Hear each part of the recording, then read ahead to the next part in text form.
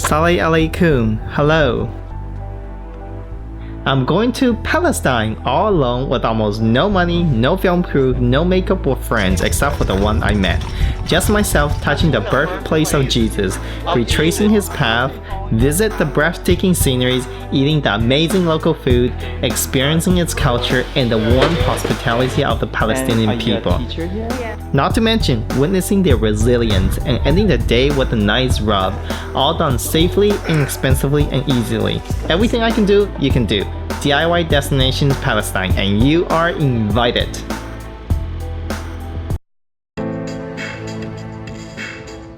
We are so fortunate to live in a small world with so many cultures, so much beauty, and so much diversity.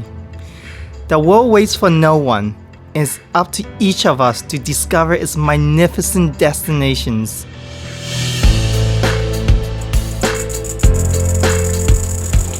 Palestine has an undeserving image of being a land of political unrest, poverty, and chaos.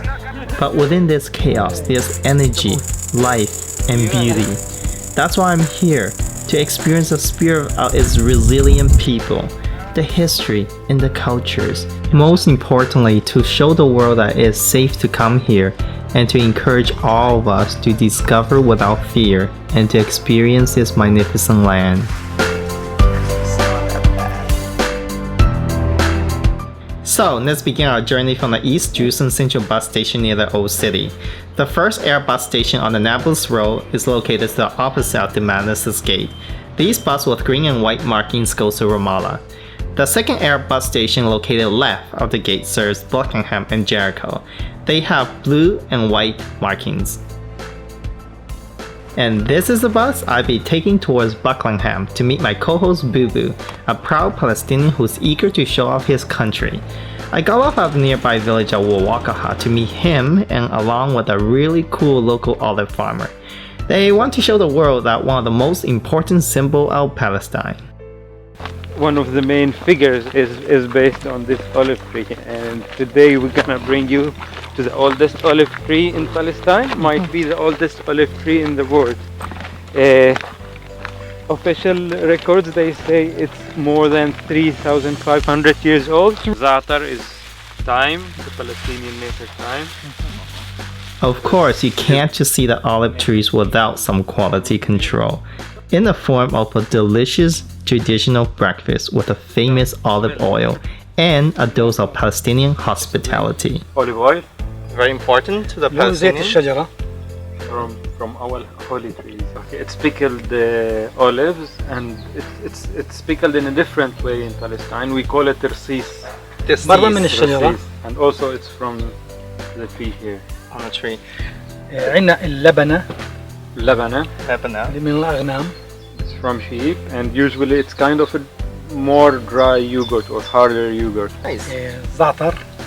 Za'atar, it's a very typical Palestinian dish. It's made of local thyme mixed with different kinds of herbs and sesame seeds.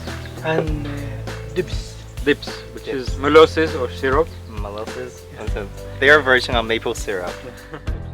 There's a term or a say in Palestinian, عيش ملح, which is bread and salt, which symbolizes like we came in a good relationship and bond because we ate together bread and salt. I'm gonna get my hands a little bit oily and wet, but hey, I'm in Palestine.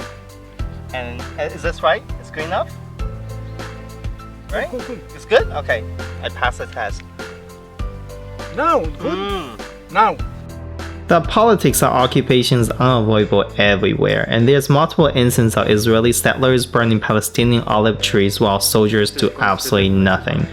And Israel is confiscating more land to build settlements. It's amazing. Even under occupation, the Palestinian farmer like Abu Raza is proud and still are in high spirits. The tree behind us is the oldest olive tree in Palestine, and yes, sadly it's time to go, but not before leaving a token of appreciation in form of a sweet maple syrup. I continue my journey to the Church of Nativity, the birthplace of Jesus in Bethlehem. Getting there was easy. If you are coming from East Jerusalem Central Bus Station, just take bus number 21 and get off at the last stop. From there, it's a nice 15 minutes walk. The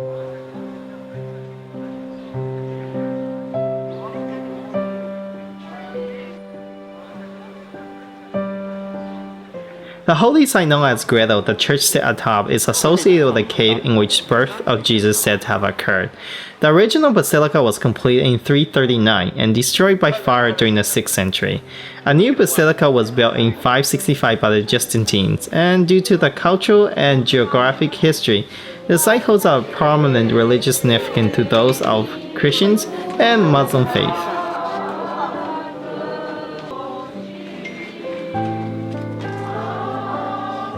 So here is one significant place to all the Christians is the birthplace of Jesus here at Church of Nativity. The main attraction is the star where the pilgrims are touching is the birthplace of Jesus 2015 years ago. So with that being said, let's get a little bit closer. Alright, so I'm touching the birthplace of Jesus. The Church of Nativity is a World Heritage Site and was the first to be listed under Palestine by the United Nations Educational, Scientific and Cultural Organization, UNESCO. Sadly, it's also on the UNESCO's list of World Heritage Site in danger due to Israeli bombings.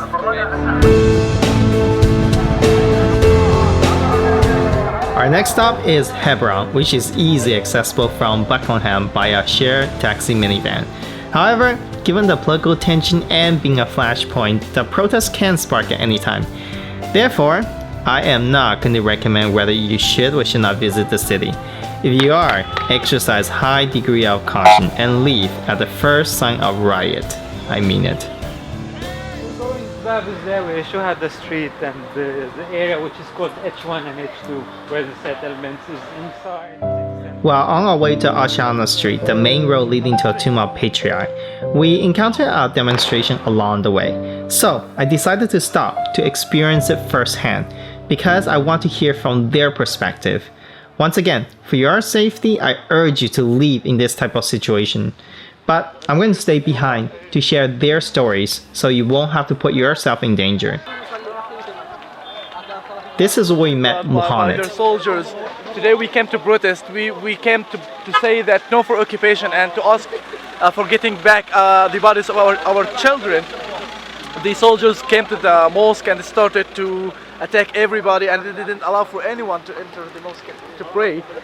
So they were shooting live ammunition bullets and rubber bullets and tear gas and sound grenades and attacking people physically.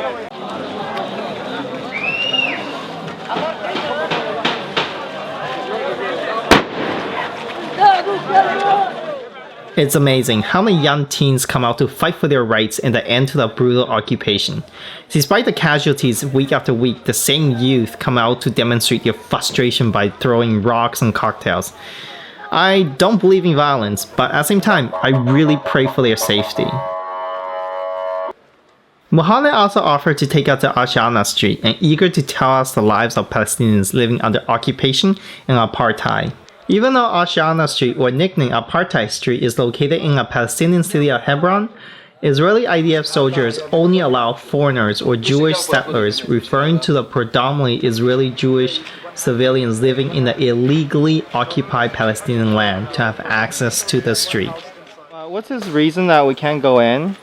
Actually, in October, from the beginning of October, the Israeli soldiers killed 7 Palestinians inside, and they were planning for this. So they were trying to stop Palestinians from entering this place and from coming to this place. They want just to control Tel Rumeda and to make the settlement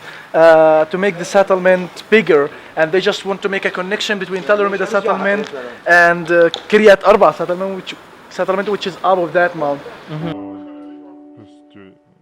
However, today wasn't our day. The Israeli soldiers refused our access to the street.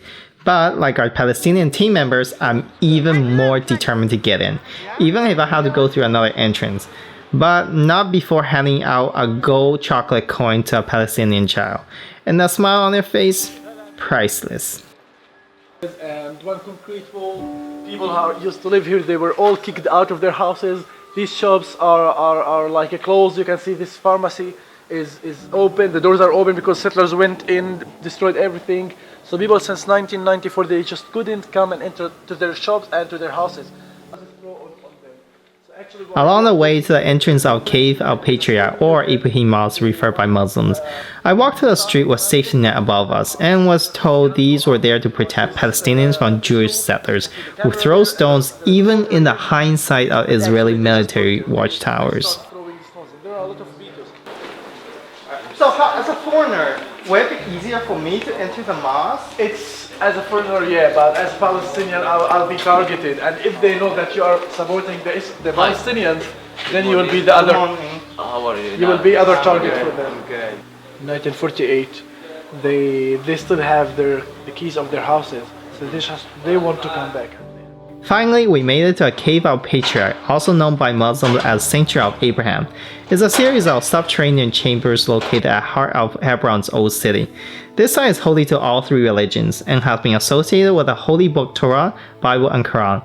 The caves in an adjoining field were purchased by Abraham as a burial plot to be used as double tomb of Abraham, Sarah, Isaac, Rebecca, Jacob, and Leah, all considered patriarch and matriarch of the Jewish people. Because it's a Friday, it's not allowed for non-Muslims to visit at Friday. Oh, okay. So today is because it's Friday. It's a vacation of Muslims. Yeah. So we are not as Palestinian.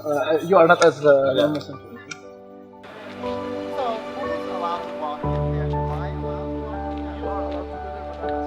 At the end of the block, we made it to Al-Shuhada Street. Israel closed the street for Palestinians after the riot following the February 1994 Cave al-Patriarch massacre.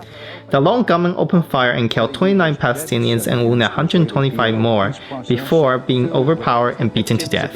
The incident shocked and was condemned by both Israeli and Palestinian authorities.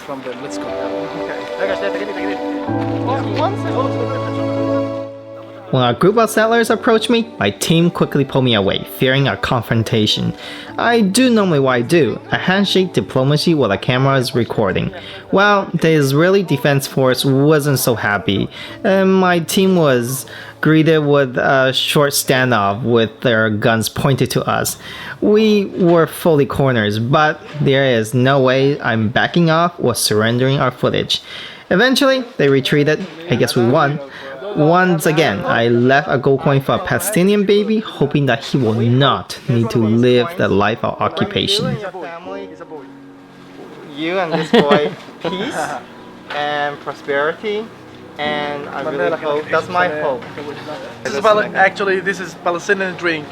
For the BDS, we don't buy the tubuzina, which is Israeli product. It's a kind of pressure on the Israeli government to stop what they're doing against the Palestinians and their violations against.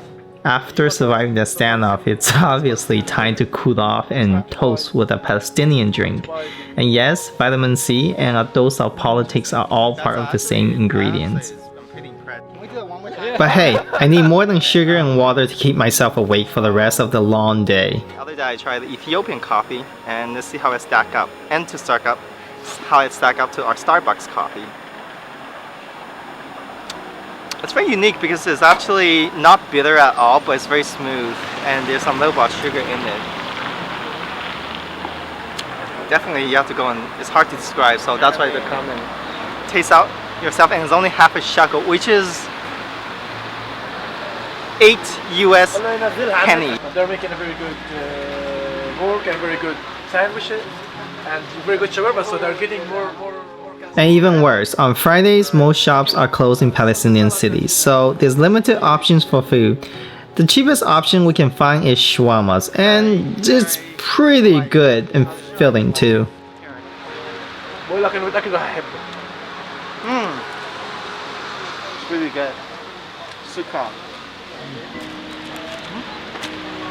Alright.